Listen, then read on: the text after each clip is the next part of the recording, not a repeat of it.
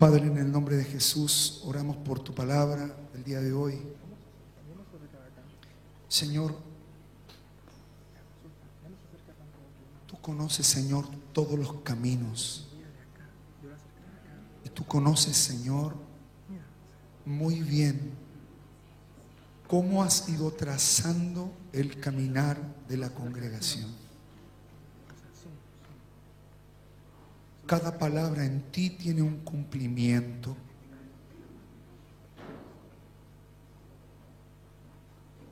Y no es porque nosotros lo hagamos. La palabra proviene de ti, Señor.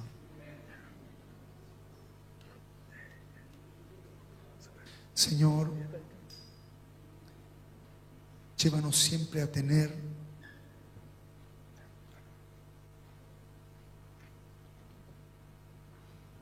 la posición de gloria que debemos tener en todo lo que concierne a tus asuntos. Guíanos, Señor, en el camino de justicia para que aprendamos a edificar. Ayúdanos a no hacer una iglesia terrenal. Ayúdanos a no hacer una iglesia populista. Ayúdanos a hacer una iglesia celestial. Eso es, Señor, lo que a ti te agrada.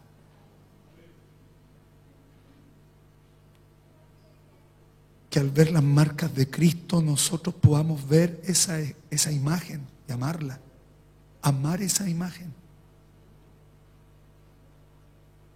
Santifica, Señor, esta casa.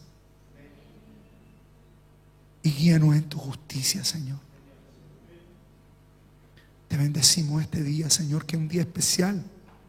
Porque es un día donde se abre un tiempo espiritual. Y es importante que podamos discernirlo y entenderlo en medio de todas las luchas, Señor. Glorifícate en este tiempo. Glorifícate, Señor, en medio de la casa, en el nombre de Jesús.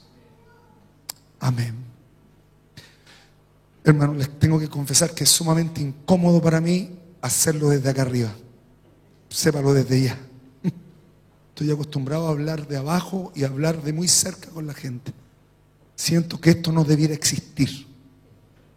De verdad se lo digo. Así que recíbalo de mi parte. Siento que esto no debiera existir. Pero hermanos, levantaremos bandera para que esto lo bajemos un poco. Me hace acordarme de cabro chico esto a mí. La iglesia donde pastoreaba mi abuelo tenía un tremendo escenario altísimo. Entonces uno veía a los hermanos así como ¡oh! Y no era nada la cosa. Vamos hoy día a sintetizar algunas de las cosas que son importantes que Dios nos ha venido hablando. Porque este tiempo que estamos viviendo, hoy día se abre un tiempo espiritual denominado o conocido como Sukkot. Sukkot, no voy a hablar en sí de la fiesta, hermanos. Voy a hablar de lo que figura.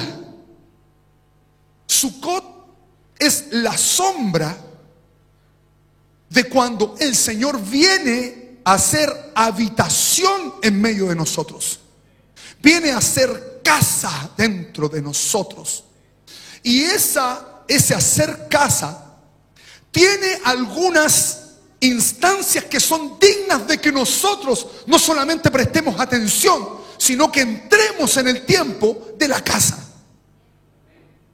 Sukkot no es cualquier tiempo. Porque Israel sale de Egipto para entrar en una tierra. Sukkot sale para entrar en una habitación de gloria. Y muy bien puede ser que salgamos. Pero la pregunta es, ¿estamos entrando en la casa? ¿Nos adentramos en los procedimientos apostólicos del reino? Ese es otro cuento. Eso es distinto. Vamos por favor Génesis 33, 17. Génesis 33, 17.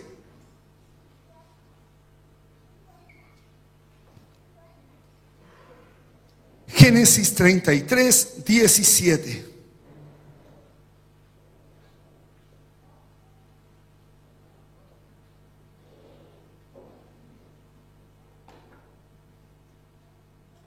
La escritura dice así: así volvió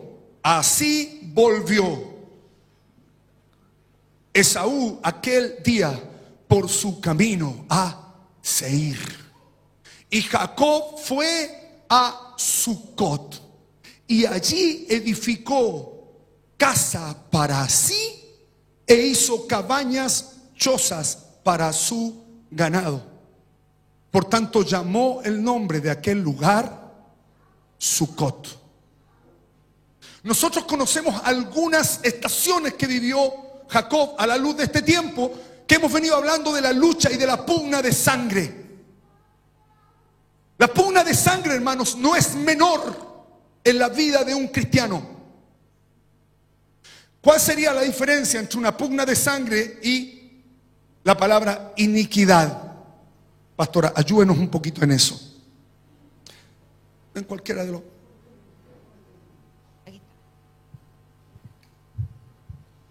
La iniquidad es una semilla de maldad, y esa semilla de maldad se pone en el espíritu. Iniquidad, semilla. Esa semilla da a luz un fruto. Ese fruto siempre se opone a la obra del Señor. Ahora, la iniquidad, para mostrarse, va a utilizar ciertos recursos externos. Pero cuando nosotros hablamos de los enemigos de la sangre, esos enemigos de la sangre están relacionados con principados, potestades. Son figuras espirituales, son entes espirituales que se oponen a la obra de Cristo. ¿Con quién trabajan estos enemigos de la sangre? Con esos diseños torcidos que están en la iniquidad. Esa es la diferencia. La iniquidad es una semilla de maldad que puede, por ejemplo, dar a luz en una familia ciertos tipos de enfermedades hereditarias o situaciones así. Pero el enemigo de la sangre son externos, son cosas externas que después operan desde dentro de uno. Amén. Y que tiene que ver con un diseño del infierno que opera a través de príncipes de oscuridad. No son simples huestes de maldad, porque son príncipes que tienen diseños de generaciones. Entonces tienen una autoridad importante en una casa. Esos son los enemigos de la sangre. Entonces cuando nosotros hablamos, ¿cuáles son mis enemigos de la sangre? Son esos poderes de las tinieblas que han ido operando de generación en generación y que tienen un cierto rango. Y de ahí está lo que nosotros hablábamos y decíamos, nosotros solos no nos podemos presentar a un príncipe en rango, ¿no? Esas son las peleas que libra el Señor a través de sus príncipes. Amén. Y ahí hablábamos de Daniel. La respuesta no te llegó porque se me opuso este príncipe, pero yo vine, ya luché con este príncipe, vine a darte la respuesta. Esa es la diferencia. Entonces, generalmente un principado sí puede utilizar la iniquidad que está dentro de una persona como un agarradero para seguir perpetuando los diseños de maldad. Amén. Por lo tanto, la pugna que tenía Jacob en una estación de su vida iba a ser sumamente compleja. Pero ¿dónde parte esta historia? Esta historia, como dijimos y hemos venido diciendo, parte en Génesis 28. E hizo Jacob voto. ¿En qué momento? Se levantó Jacob de mañana, tomó la piedra que había puesto por cabecera, lanzó por señal y derrama aceite sobre esa piedra. Usted sabe que en esa estación él recuesta su cabeza sobre la piedra y empieza su vida a tener un tiempo, entrar un tiempo distinto, un tiempo en donde iba a ser revelado la gloria de Dios a su vida. Él establece una señal. Una señal es un hito, hermano, que nosotros debemos buscarlo. Tiene que haber hitos en nuestra vida espiritual. Nuestra vida espiritual no puede ser plana. Deben haber hitos que marcaron tiempos para que el Señor empezara a crecer. Él levanta una piedra en un momento donde partía huyendo de su casa y huyendo de su hermano. Levanta la piedra. Suelta aceite sobre la piedra, y eso tiene que ver con la obra de Cristo fundamental y también con la obra del Espíritu. La obra fundamental de Cristo y la revelación de su gloria por medio de su Espíritu forma un hito en nuestra vida. Y dígame que no, porque es increíble cuántos de ustedes se recuerdan del bautismo del Espíritu en su vida. Inolvidable. Inolvidable el momento. No se puede olvidar. Porque es donde te conectaste con la escalera. Y los ángeles suben y bajan y empiezas un tiempo en que eres ministrado de otra manera. Inmediatamente empiezas en una pugna terrenal. Y él en ese momento dice lo siguiente. Hace un voto. Si fuere Dios conmigo y me guardare en este viaje en que voy. Los discípulos hicieron un viaje con el Señor, 3 años y medio. El viaje de Jacob es de más o menos 20 y algo de años.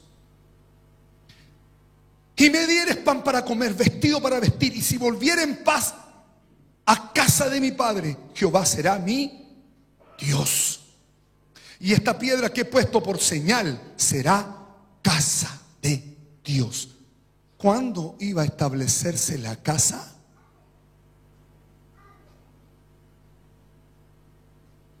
¿En ese momento se estableció la casa? No. El Señor tenía que empezar a trabajar en Jacob. ¿En qué aspectos? Pan para comer, vestidura. Y no piense en lo terrenal, hermano, piense en lo celestial. El Señor tenía que empezar a dar sustento y abrigo espiritual primeramente. El sustento natural es solamente una figura del sustento espiritual. Entonces inicia el viaje.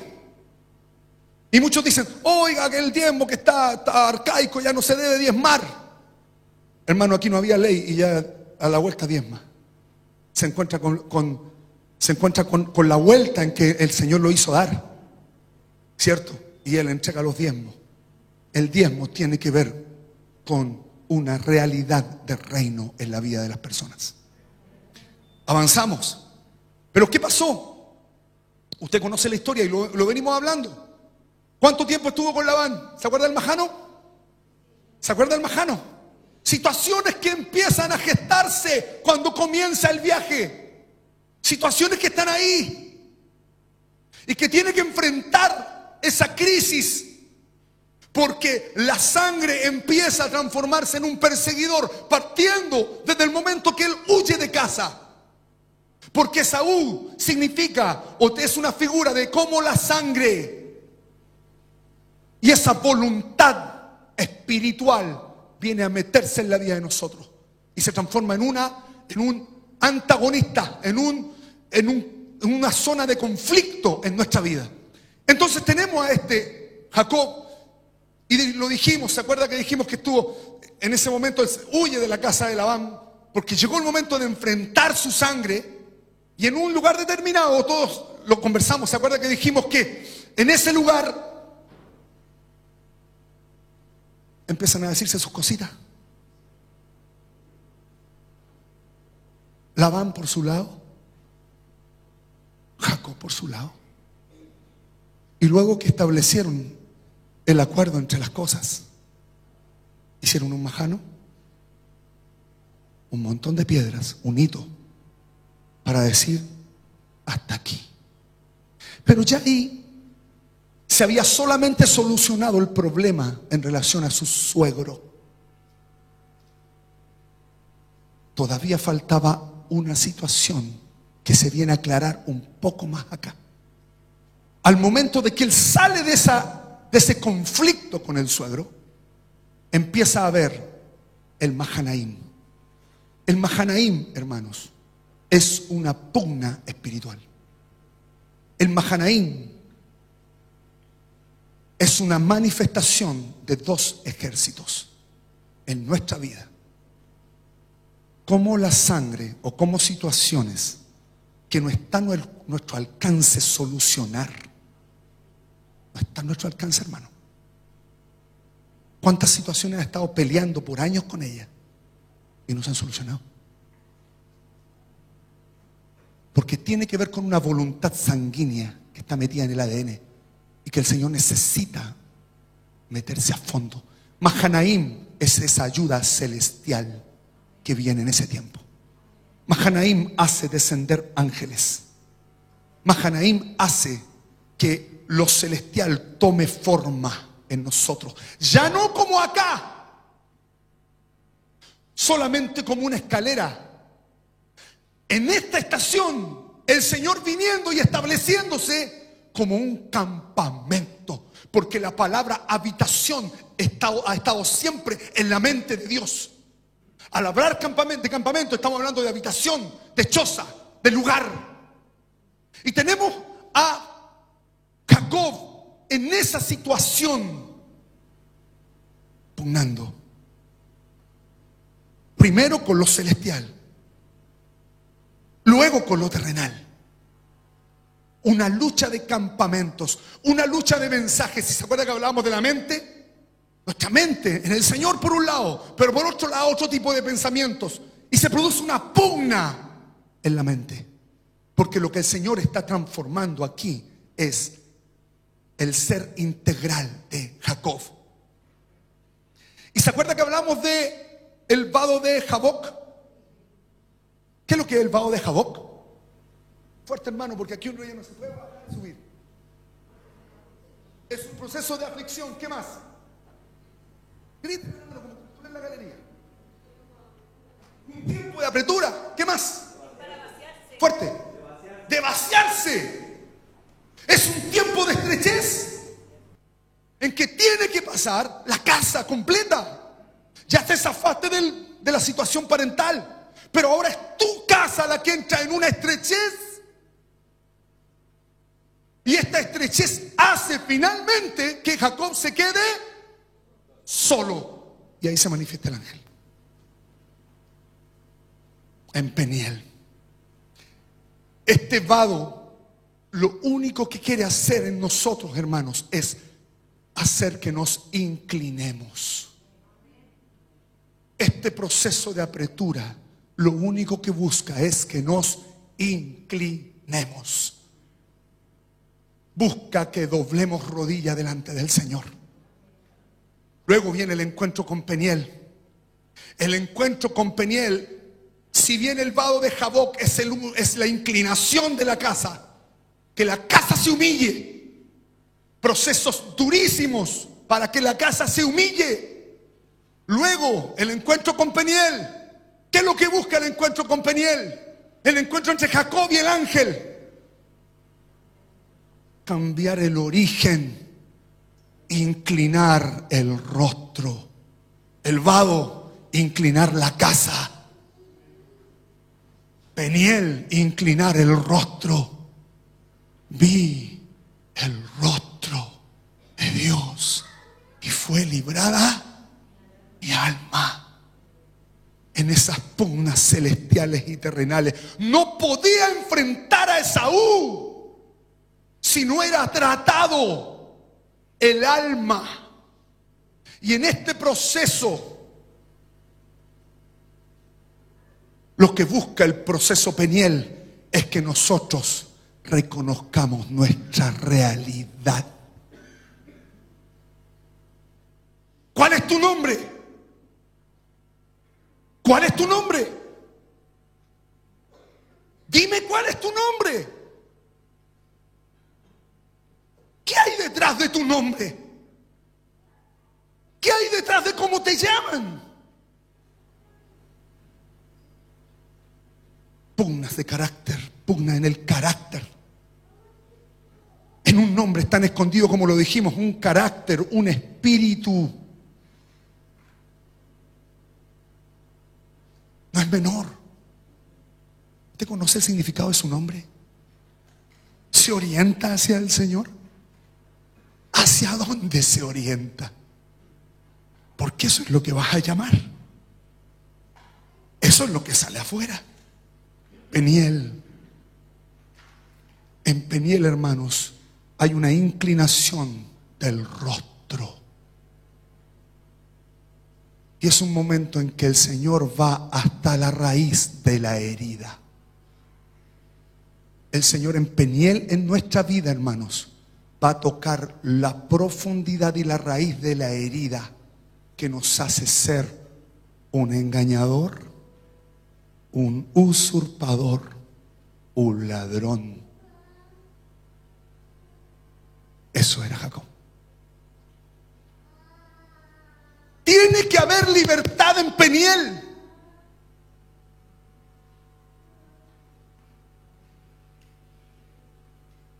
No puede haber operando sangre después de Peniel. Entonces yo tengo paz con los hermanos, pero veo a la persona y... ¿Le ha pasado eso? ¿Le ha pasado? De tiempo en tiempo nos relacionamos con la familia, nos relacionamos con la gente de la otra iglesia. ¿Qué pasaría si nos encontráramos con esa realidad de nuevo? ¿O lo abrazaríamos con todo nuestro corazón? ¿O llegarías allá? Máquina, te empieza a doler aquí. Mira a otro lado y te empieza a doler la cabeza. Y es como que tuvieras tanto recuerdo metido en otra estación, porque no has sido zanjado. Esto es Peniel. Peniel es erradicar todo el ser interior. Luego de haberse ya derramado en Jaboc, empieza la pugna entre el terrenal y el celestial. Esa naturaleza terrenal que opera en nosotros, esa naturaleza celestial, porque luego venía el encuentro con Esaú. Y en esa parte terminaría el procedimiento de Jacob. ¿Qué busca el encuentro con Esaú? Primero, que nosotros seamos libres de la sangre de nuestra familia. ¿Cuáles son los pecados más gruesos en una familia? ¿Cuáles son los príncipes que se levantan en las familias?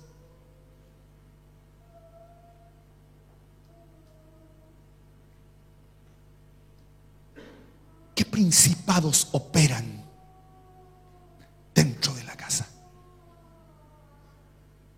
Perversión sexual,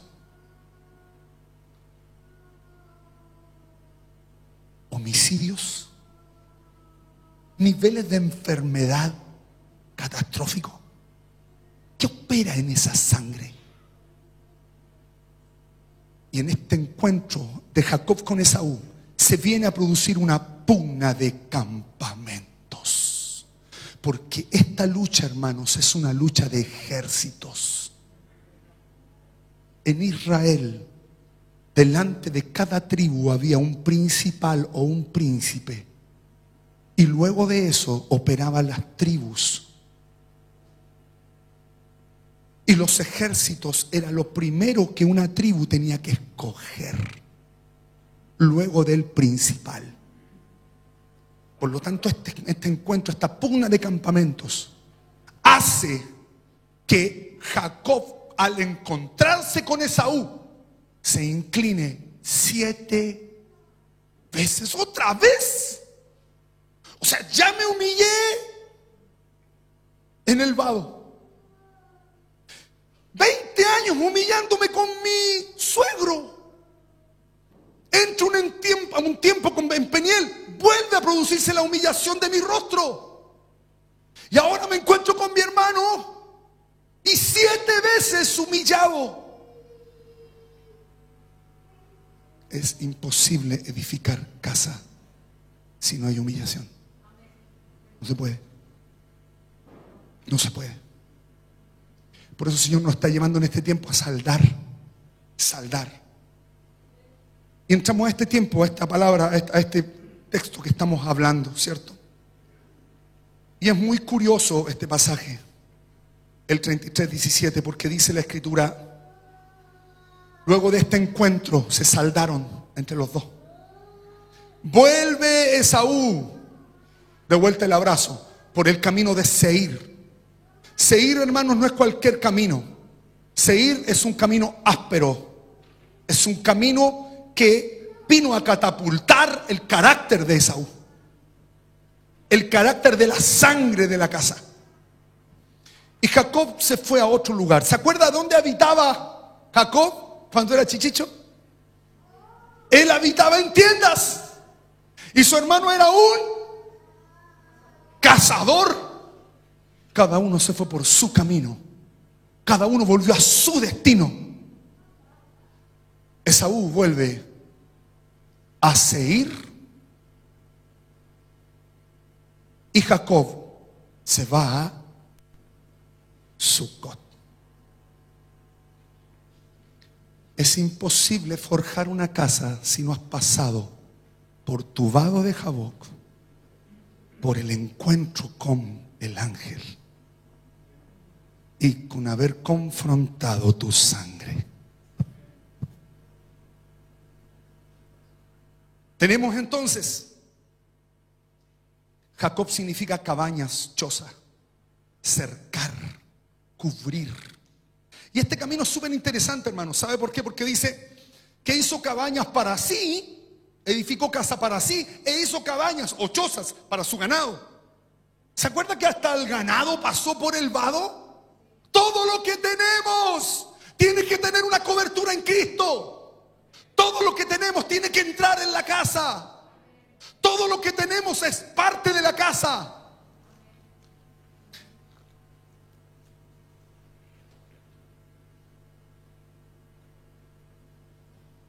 Por tanto, llamó el nombre de aquel lugar Sucot. Después Jacob llegó sano y salvo a la ciudad de Siquem.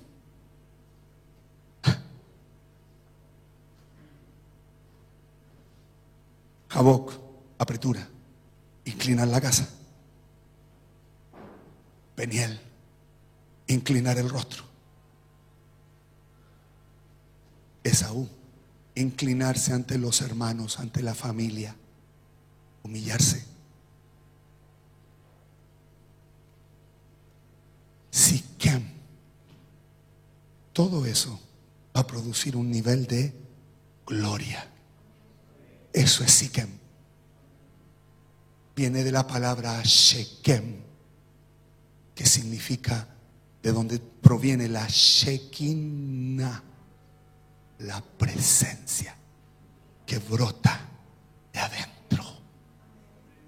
Cuando empezamos a librarnos, el Shekinah, la Shekinah empieza a manifestarse.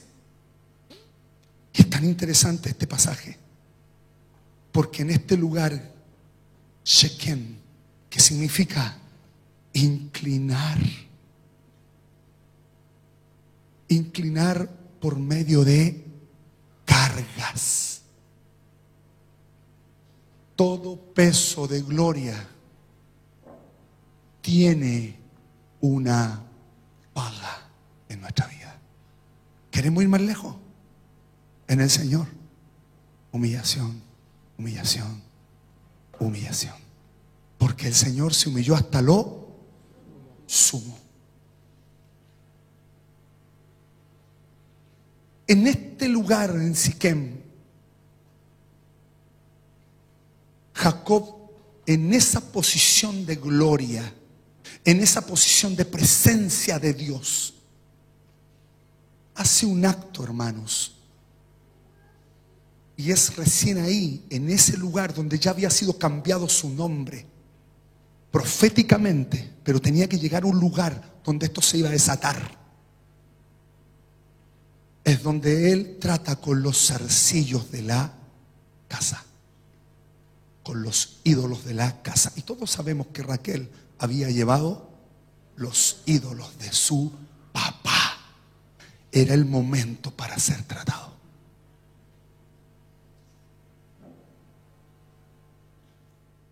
Cuando hablamos de Shekem, de Shekinah, hablamos de inclinarse, ¿cierto? Pero también esto está hablando de establecerse como pilar, establecerse como un poste, establecerse como un baluarte, establecerse con una fuerza. En Shekem no operan fuerzas opuestas.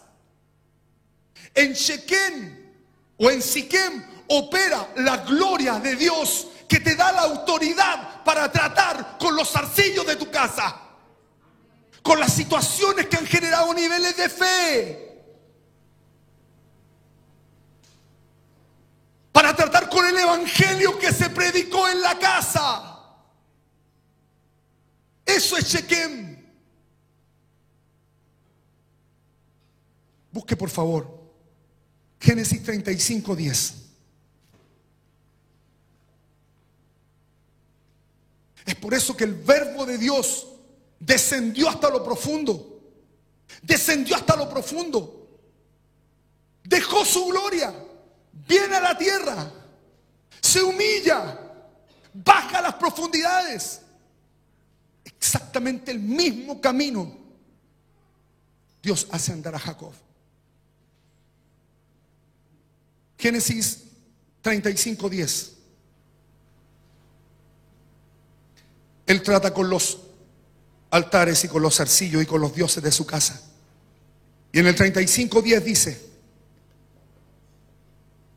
el 9 por favor: apareció otra vez Dios a Jacob cuando había vuelto de Padán Aram, y le bendijo, y le dijo Dios: tu nombre es ahora Jacob, no se llamará más tu nombre Jacob, sino Israel será tu nombre. Y llamó su nombre Israel.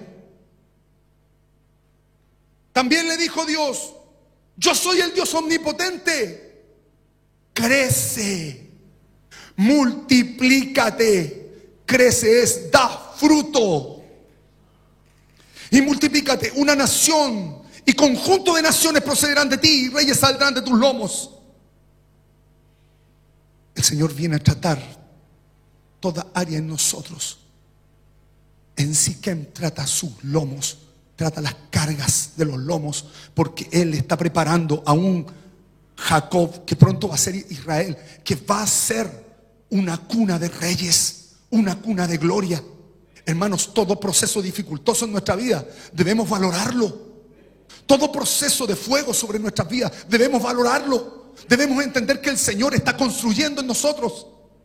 La tierra que he dado a Abraham y a Isaac te la daré a ti, a su descendencia.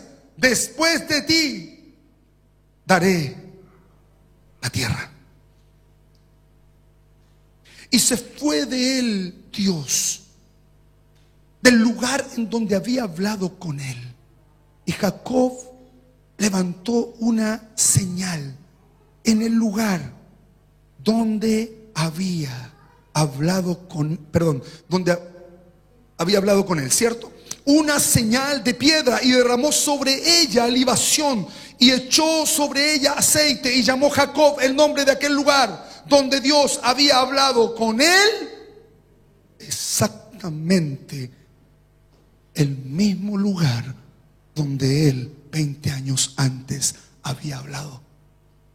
Y levanta la piedra y el aceite para iniciar un camino. El tratamiento de Dios fue tan glorioso que llega a esta estación. Él levanta la piedra y luego hace libación. ¿Por qué? ¿Por qué hace libación? Si allá puso la piedra y la estableció en aceite, ¿por qué él hace acá libación y luego echa el aceite? ¿Con qué había tratado todos los años que trató en la vida de él? Con su sangre. Llega a este lugar y establece la libación. La libación en un lugar casi siempre se hace con vino, y con vino y agua, que es tipo de la sangre que se vierte. Todo este proceso glorioso establece a Jacob en una posición nueva. Hermanos, es importantísimo que esa voluntad que habla el Evangelio de Juan, esa voluntad de sangre que opera en nosotros familiarmente, sea desarraigada, sea sacada de en medio de nosotros. En Él esto se generó, se produjo ahí. Una casa o una habitación se edifica cuando se ha librado ya la batalla de la sangre. Es por eso que establece piedra, libación y aceite en el mismo lugar en donde años antes se había establecido. Se cumple la palabra de la vuelta cuando le dice: y será llamada casa de Dios. Casa de Dios.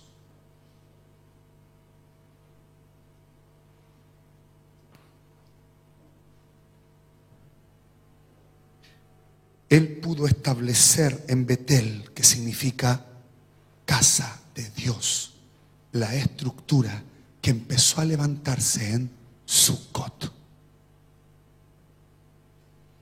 El Señor no solamente, hermanos, quiere meternos en la casa, quiere fundamentarnos en la casa y quiere establecer la casa en medio de nosotros, porque Él ha venido a hacer habitación permanente en nosotros.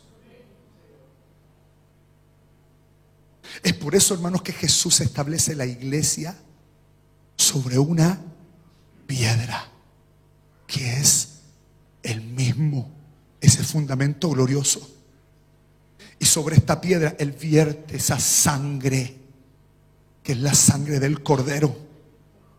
Y luego trae la manifestación gloriosa del aceite del Espíritu y establece la casa sobre un lugar seguro. No es casualidad, hermano. No es casualidad que en el libro de Hechos la reunión tuviera como epicentro dos lugares que son casa. Porque el Señor viene a establecer la casa. ¿Qué elementos tiene que tener la casa? Uno, establecida sobre la piedra. Dos, aceite, la gloria del Espíritu. Y el tercer elemento, ¿cuál es? La libación. Muchas veces no podemos ser casa porque operan sangres distintas. Las pugnas a nivel de casa, las pugnas a nivel de iglesia se generan porque hay sangres distintas operando en forma de hechicería en medio de la casa. El Señor quiere establecer la piedra, que se erija la piedra, que se libe la tierra y que se establezca el aceite. Este mismo diseño es el diseño de la casa. Es una sombra del diseño de la casa, que, como bien dijimos recién, tiene dos epicentros.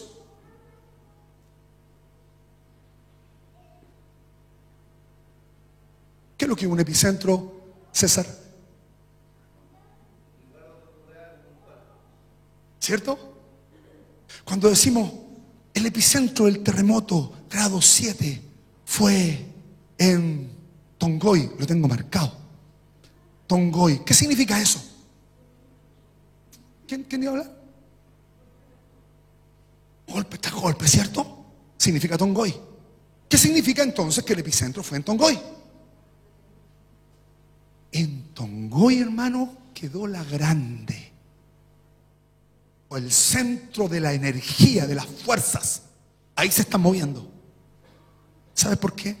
Porque en la iglesia primitiva habían dos centros de gloria, dos epicentros de gloria que tenían esta marca: la marca de la piedra, la marca de la sangre y la marca del aceite. ¿Cuáles eran los dos epicentros donde se desarrollaba la actividad de la iglesia? Alvarito, que está muy compuestito, ¿puede sacarse un poquito la máscara?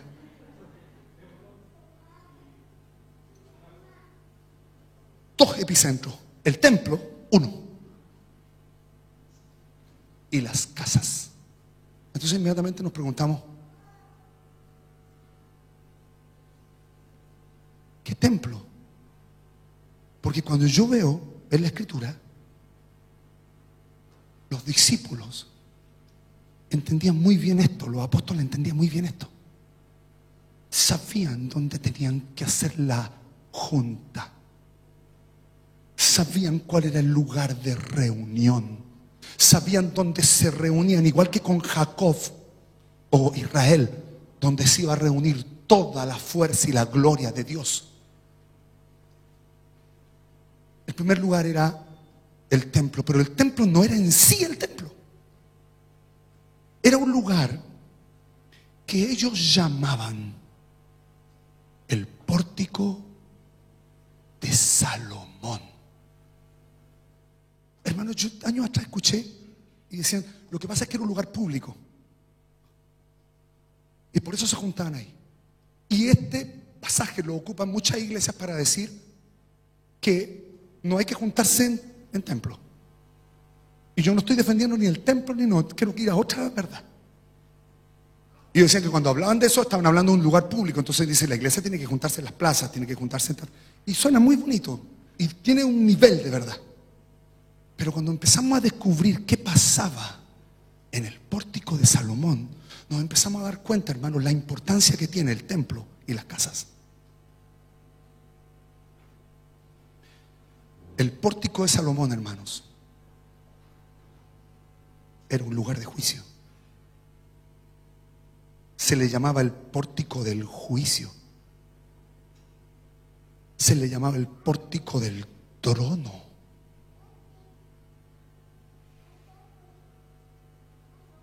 ¿Usted sabe lo que hizo Hitler para concentrar poder? Se llevó el trono de Pérgamo y se lo llevó a Alemania. Piedra por piedra. Esta gente era entendida. El trono de Pérgamo, hermanos, es el trono de Satanás. Pero los discípulos entendían la gloria, la tenían pegada aquí, hermano. No caminaron, no hicieron esta transición en vano. En esa transición empezaron a ser entendidos en todas las cosas. ¿Y qué pasó? El pórtico de Salomón era un lugar de juicio. Se le llamaba el trono del juicio o el pórtico del juicio, y se le llamaba también el pórtico del trono. En ese lugar, hermanos, se juzgaba.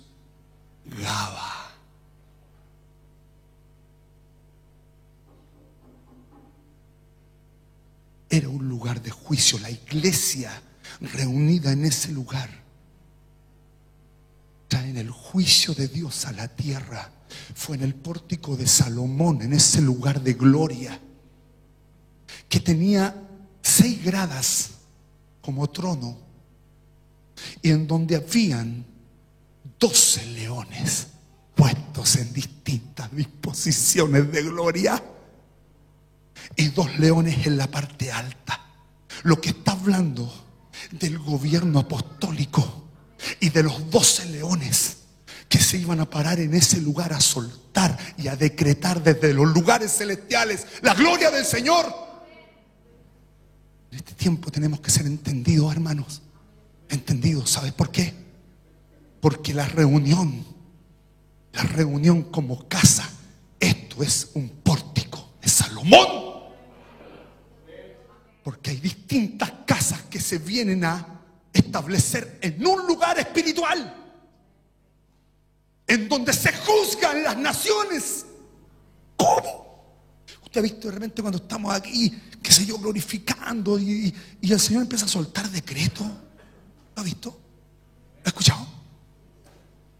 Porque el lugar espiritual es un trono, es un lugar de juicio. En ese lugar los apóstoles del Señor soltaron el segundo decreto de gloria, que trajeron cautivos 5,000 personas. Estaban en el templo de Salomón. estaban en ese lugar de gloria, en el pórtico. 12 leones, 12 apóstoles. ¿En qué tiempo estamos circundando hoy día? ¿Se acuerda que hablamos de Ariel? ¿Se acuerda que hablamos de Ariel? Estamos en un tiempo del león juvenil. Así que está empezando a dar cosas. Ahí estamos, en esa. Los discípulos entran en un proceso de maduración acá, en el pórtico de Salomón. Pero hermanos, no solamente los discípulos sojuzgaron en ese lugar, el Señor también sojuzgó en ese lugar. Juan 10:20, búsquelo por favor. Juan 10:20.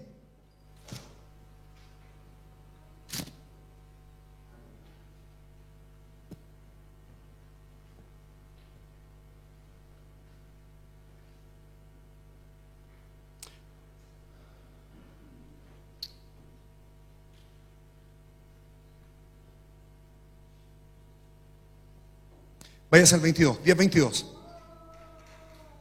Celebrábase en Jerusalén la fiesta de la dedicación. Era invierno. Y Jesús, y ocupo una palabra hermosa, ¿caminaba? Dígame qué estaba haciendo Jesús en ese lugar.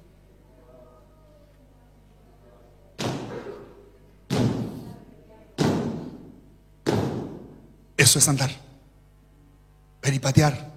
Donde ponía sus pies, el reino se establece. Andaba, la escritura dice, y Jesús peripateaba en el lugar. ¿En qué lugar? En el lugar de la dedicación. Jesús andaba en el templo por el pórtico de Salomón. ¿Qué estaba haciendo ahí? Estaba estableciendo ¿qué cosa? Primeramente, ¿qué estaba haciendo en ese lugar, hermano? ¿Qué se hace en ese lugar? Si hay 12 leones, si hay 2 leones en la punta. Está estableciendo el gobierno. Está estableciendo el trono de gobierno. Y le rodearon los judíos. Y cuando el Señor llega, queda la escoba, hermano. Donde anda el Señor se levanta lo que hay. Y le rodearon los judíos y le dijeron: ¿hasta cuándo nos turbas? ¿Hasta cuándo nos turbas? ¿Hasta cuándo nos vas a turbar el alma?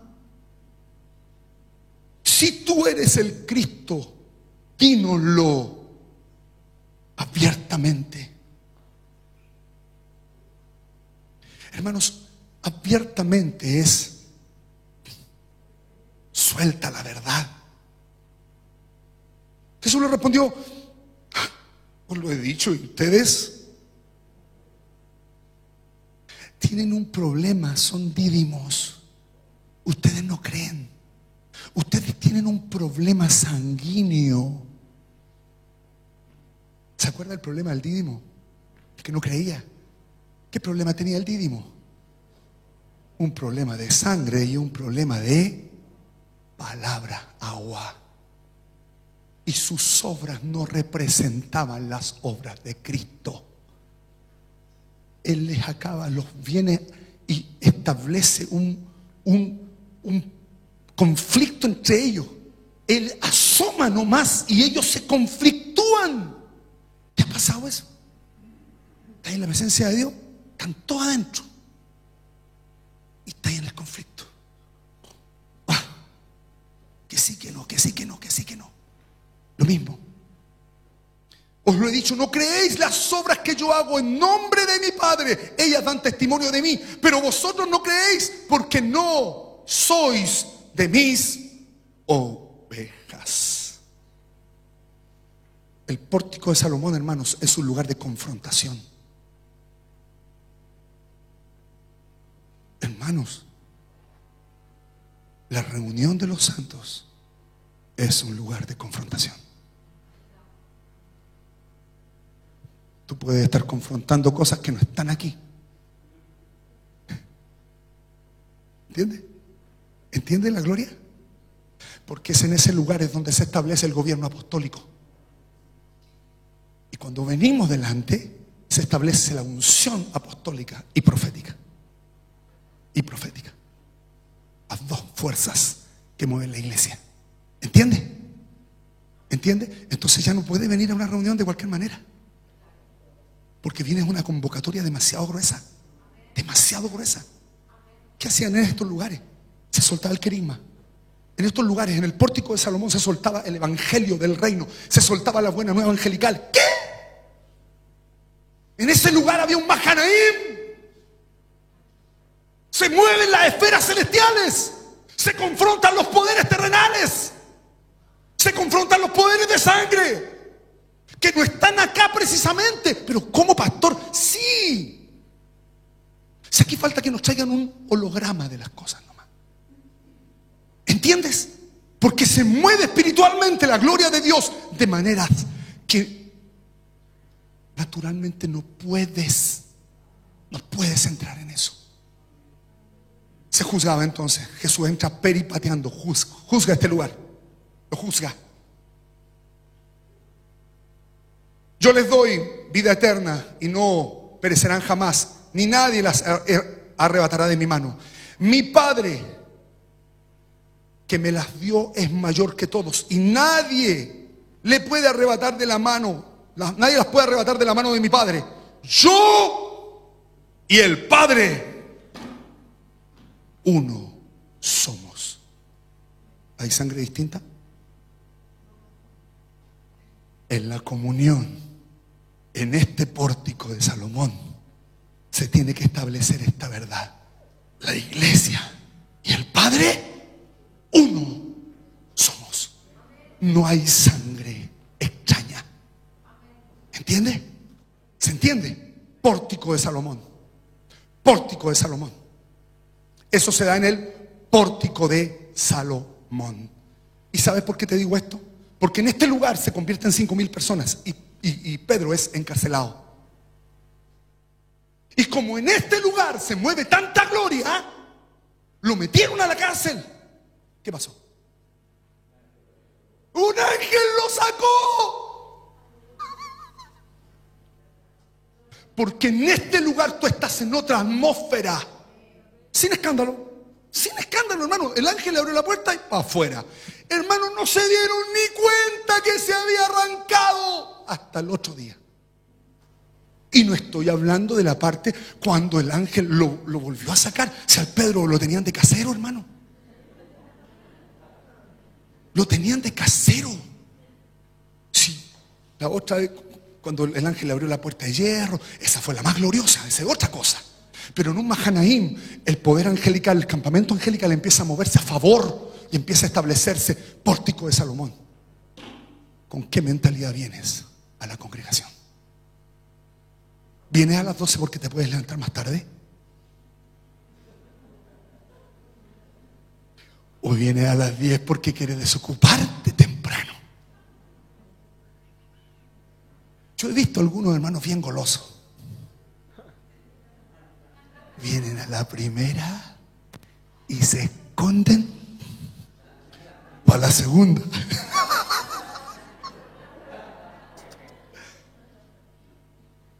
El Señor ama a esa gente. ¿Sabe por qué? Porque no se conforman. Sea patúo en este tiempo, hermano. No se conforme a lo que está viviendo. No se conforme. No se conforme.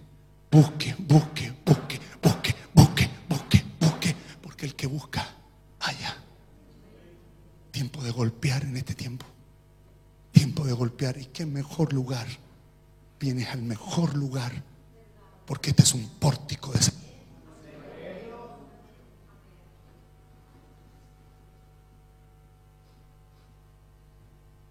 En el pórtico es donde se levantan las columnas y los pilares de gloria. No es cualquier lugar, hermano. No miren menos la comunión. Esto es el pórtico. El pórtico no es un lugar físico, natural. El pórtico de Salomón es un lugar de gobierno, donde la gloria desciende, donde los ángeles se mueven y donde los campamentos terrenales salen huyendo. Amén. Amén. Estamos ya terminando. 12 leones. Gobierno apostólico. En ese lugar se anuncian las buenas nuevas angelicales. ¿Se acuerda cuando hablamos de Jacob? Que empieza a administrar el mundo espiritual. Empieza a administrar. Manda mensajeros a Esaú. Eso es empezar a administrar lo celestial. Acá en la primera estación, ángeles subían y bajaban, revelarse, esa revelación. Pero en este otro lugar, tú empiezas a administrar el mundo angelical y el mundo espiritual. Porque el mundo espiritual se sujeta a los que van a ser herederos. Gloria al Señor. Pero había otro lugar de gloria también. Otro lugar de gloria. Ese lugar eran las casas. Ese lugar eran las casas. ¿Y qué busca una casa? Esto tiene el trasfondo. Oye, suena tan bien este. Jefa, préstemelo. Gracias. Hasta me entusiasmé, me escuché mejor, dije yo. El lugar, el templo de Salomón tenía dos acepciones. Salomón edificó dos cosas: el pórtico o el templo y la casa real.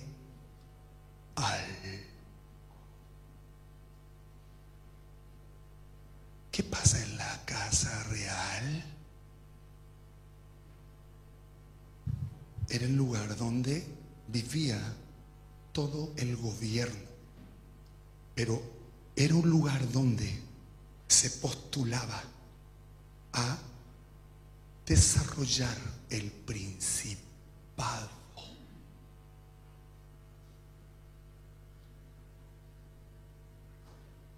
En el tabernáculo de Moisés estaba la presencia, ¿cierto? El atrio, el santo, el santísimo. Usted conoce esta historia.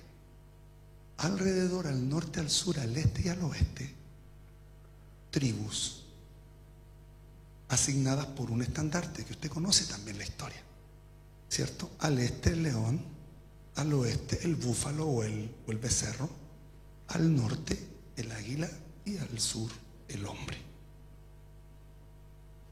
Delante de cada estandarte había una persona jovencita, como este cabro.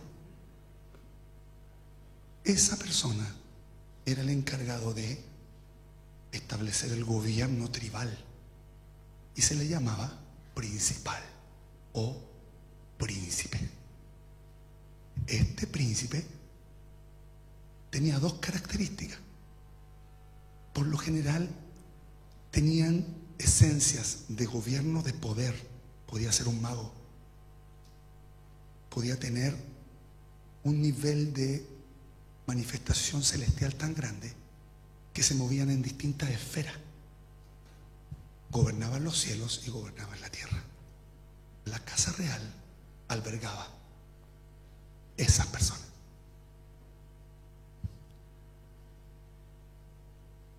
Nosotros, como cabros jóvenes, nos reíamos el otro día porque nosotros, nuestras reuniones de discipulados de jóvenes, que nosotros no, el Señor nos puso un nombre, Esteban. ¿Cómo nos llamamos nosotros? Los bueyes. Y nosotros, hermanos, en la pandemia fue nuestra catacumba. Nosotros nos metíamos allá y allá nos metíamos con el Señor. Y pasamos la pandemia allá.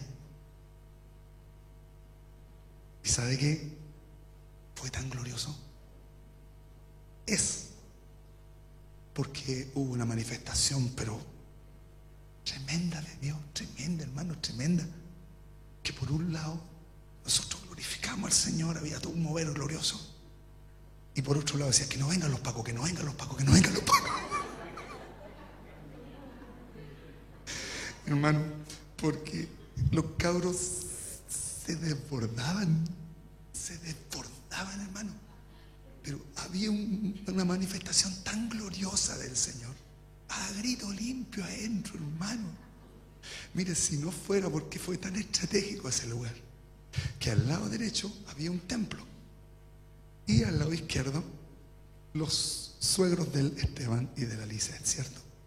Y era un lugar tan estratégico, hermano, tan estratégico, que no escuchaban, no escuchaban. En esa casa se estaba preparando a los príncipes. ¿Entiende? Su discipulado, hermano, puede ser una casa de preparación de príncipes, un lugar de gloria. No, hermano, donde tú vayas a contar tus cuestiones, llegas a echarte ahí, hermano, estoy tan cansado. No, hermano, no. Ese lugar es un lugar de preparación. Hay tanta gloria del Señor que nadie se permite llegar ni siquiera a chascón. Hay un nivel de respeto, hay un nivel de solemnidad hacia lo del Señor, porque eso hacían las casas. Vaya a Hechos 2:44, 47. Hechos 2:44, 47.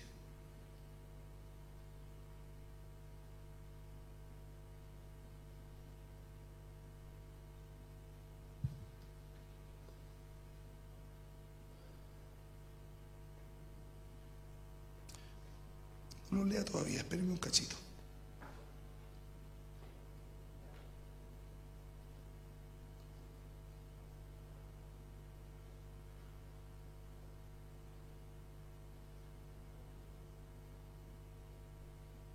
Hermoso este texto. Amén. ¿Qué lo puede leer? Gloria a Dios.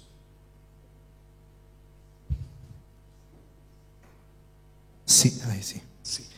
Todos los que habían creído estaban juntos y tenían en común todas las cosas, y vendían sus propiedades y sus bienes, y los repartían a todos según la necesidad de cada uno. Y perseverando unánimes cada día en el templo y partiendo el pan en las casas, comían juntos con alegría y sencillez de corazón, alabando a Dios y teniendo favor con todo el pueblo, y el Señor añadía cada día a la iglesia los que habían de ser salvos. Qué hermoso, ¿eh? Mire el 46.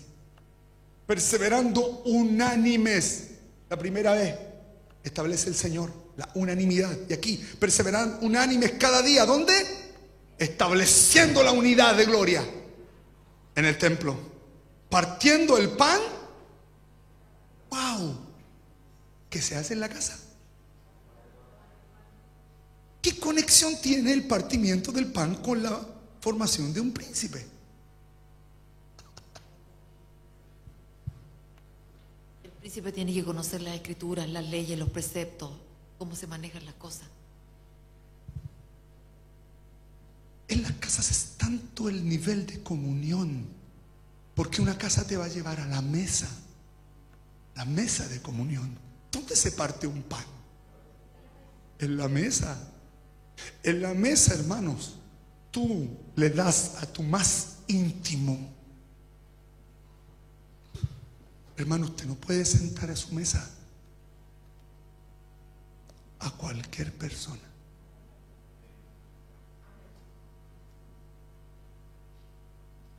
Porque la mesa tiene un sentido muy profundo. La mesa es sinónimo de comunión y de sustanciación. La sustancia de Cristo partido, la vida hecha, la vida que está en sustancia, se traspasa. ¿Entiende? Se traspasa la esencia de Cristo, está en la mesa. Ahí está. Por eso no podemos llevar un discipulado a una instancia natural. No, hermano, es una instancia celestial. Es muy bajo, hermanos, perdónenme lo que voy a decir. Es muy bajo, muy natural. Cuando empezamos a querellarnos con las personas que están ahí. ¿Se entiende lo que estoy hablando? Que me gustaría que fuera de esta otra manera. Hermanos, es una instancia celestial. Como instancia celestial. se sustancia Cristo. Wow. En la mesa, hermanos, partimiento del pan, partimiento del pan. ¿Hemos partido el pan en la mesa? ¿O todavía hay una relación lejana en la mesa? ¿Cómo está nuestra relación de mesa? ¿Entiendes? ¿Sabes? Cuando tú estás en estos lugares espirituales y se forja en estos lugares, la gloria del Señor sola se manifiesta. Sola. Nosotros estábamos ultra cansados, llegábamos a la casa de mi amado Esteban. Hermano, todo lo cansado nos disponíamos y el Señor se manifestaba. Simple. Mesa, la casa. La casa es un lugar donde se parte el pan. Cristo se reparte porciones de Cristo en medio de nosotros. Para finalizar, el Hechos 2:40, los que creen.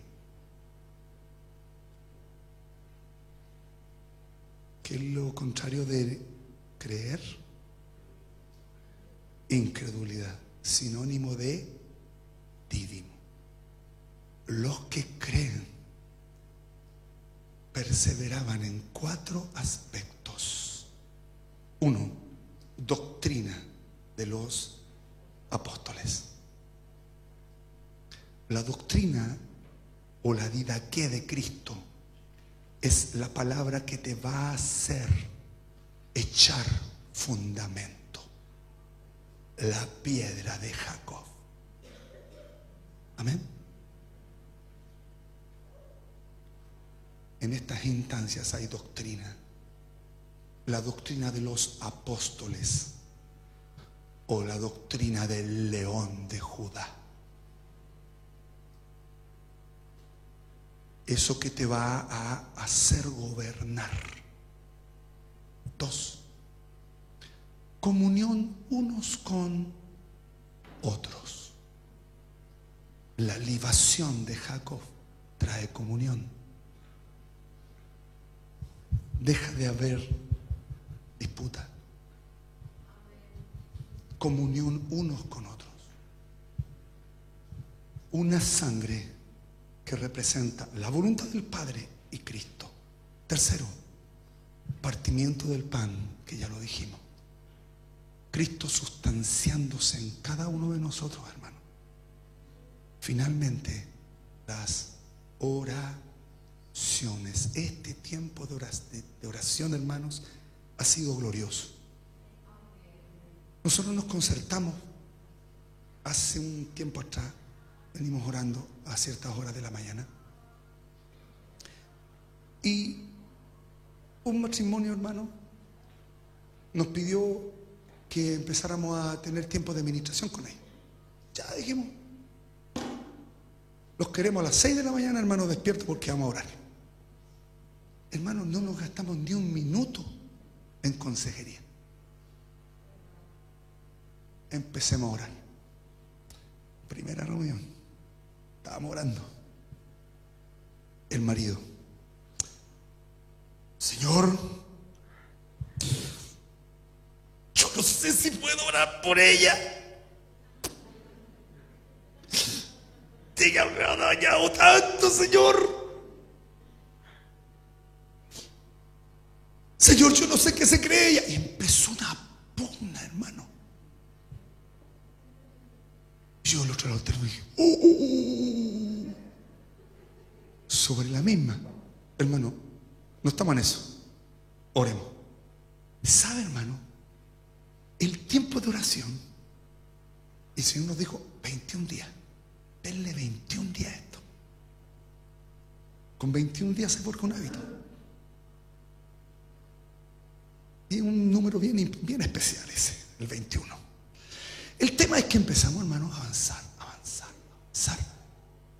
En medio de la oración, ministración.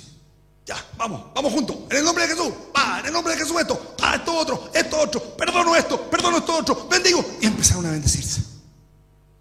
Hermano, la segunda semana, hermanos, pura gloria. Los chicos estaban listos para el registro civil, pero para... Salieron adelante. Después de los 21, entraron otros hermanos. Hicimos la posta, ¿cierto, Alvarito? Hicimos la posta y siguieron los hermanos. Semana que siguiente, estábamos terminando esa. Llegó otro matrimonio allá arriba. Pastor, estamos. Ok, empecemos a orar. Y empezamos a orar. Y saben, hermano, estas oraciones pesan. Sí, pesan. En una primera instancia es sangre, hermano. Es sangre. Y la sangre hay que echarle, que es pesada, hermano. ¿Sabes que andábamos así como cansados? Andábamos como agotados. Una semana y media. Se fueron arriba. ¿Sabes, hermano? La oración es un conducto de gloria que abre lugares que no cualquier cosa puede abrir. La iglesia tiene que perseverar en la doctrina, en la comunión, en el partimiento y en la oración, porque esos 4 elementos establecen la casa. Amén.